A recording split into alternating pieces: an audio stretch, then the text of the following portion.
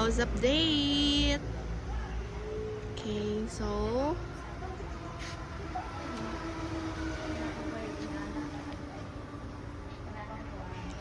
pangtanggal na nila tanan nga frames. Tapos tanggal na po ni Uncle Neryo ang wall. Tibag na. Mas maganda na to pag walang scene. Kasi kung mo kwarto ante. Kanilang mga dikit. Kaya mga kabilyan. Kuni ang bintana. Paggawa ba? Yeah. Kwarto ni mo Auntie LV.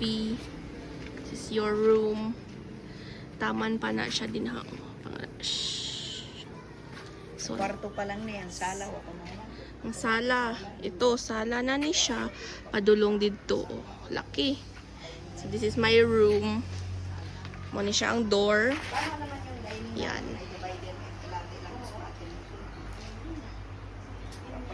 Para upuan dire ang TV na dire.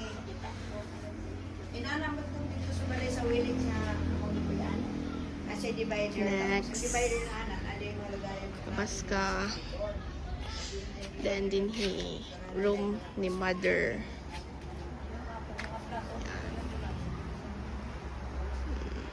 Oo nga, pero kasi parang kunyari divider yung anan. TV. Side Nice. Side naman din sa sala. Kuha na nila ang mga bed. Og tanan nga mga cabinet. Og ang uban nga mga pintuan. Kanin nila nabilin. Pangayon ni Auntie Cora para magpatukod siya balay niya sa bagsak. Yahaning i-door. Yan. Ito na. We're almost there. Charis. Ganun din. Pero layo na. Ibabaw naman kami yan din halaman. Ganda.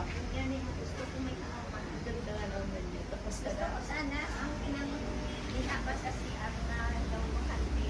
Yung kuhan siyang daw gano'n tapos may area na may kutangan ng laman. Kaso di naman naman initan. Kaso Ipagawas lang siya. I mean, na-endorse